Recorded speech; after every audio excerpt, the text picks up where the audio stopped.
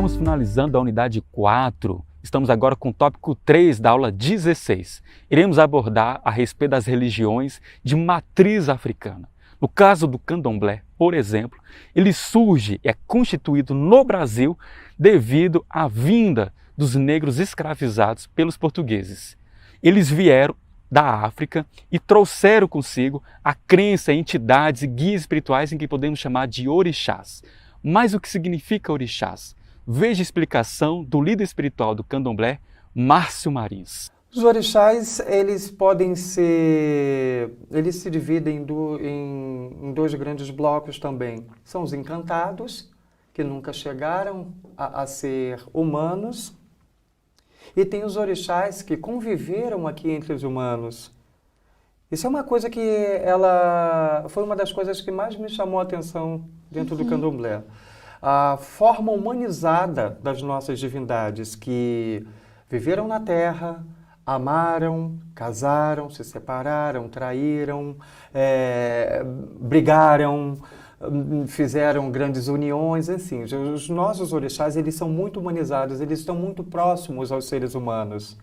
Mas eram seres que tinham, podemos dizer assim, dons especiais, ou com a natureza, ou com a nossa divindade maior, com o nosso Deus Supremo, que é o Lorum.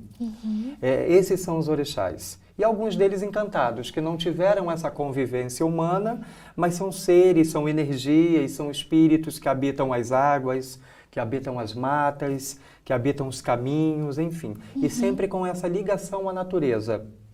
A natureza é muito importante, tanto para o candomblecista, para o umbandista, quanto para as nossas divindades, para os nossos semideuses também, porque o Oxum, ao mesmo tempo que o Oxum representa as águas doces, as águas dos rios, dos lagos, ela é o próprio rio e o próprio lago. Iemanjá, todo mundo conhece como a rainha do mar. E logo, Iemanjá, ela é a divindade que representa o mar, que mora no mar, mas ela é o mar. A natureza, o ecossistema, a preservação da natureza é muito importante para a gente. Quando eu estou poluindo o rio, eu não estou só poluindo a morada da deusa Oxum. Eu estou desagradando Oxum, porque Oxum é o próprio rio. Então, os orixás, eles são alguns encantados, outros não encantados que conviveram com os humanos, que têm esses dons especiais e que representam a natureza na nossa vida. Vocês viram a explicação do Márcio Marins a respeito dos orixás e podemos associar com a tradição da Igreja Católica.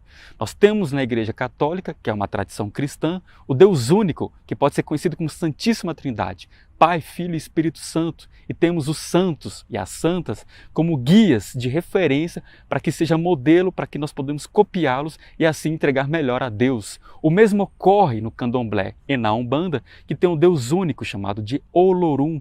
E ele tem os seus guias, conhecidos como orixás, que podem nos beneficiar a partir do culto a eles, para nos aproximar a esse Deus único.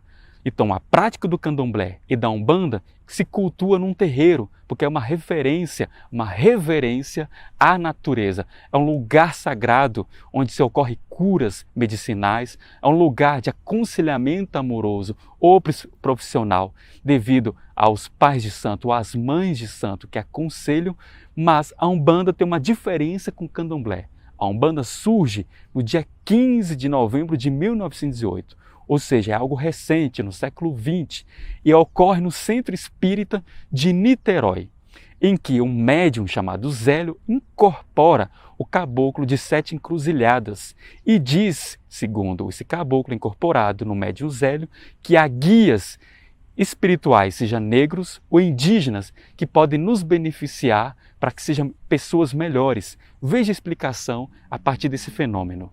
Se querem um nome, que seja esse. Sou o caboclo das 7 encruzilhadas, porque para mim não haverá caminhos fechados. O que você vê em mim são restos de uma existência anterior. Eu fui padre e meu nome era Gabriel Malagrida. Eu fui acusado de bruxaria e sacrificado na fogueira da Inquisição em Lisboa, em 1761. Mas em minha última existência, Deus concedeu-me o privilégio de nascer como um caboclo brasileiro. Olha só. Ele continuou e anunciou a sua missão.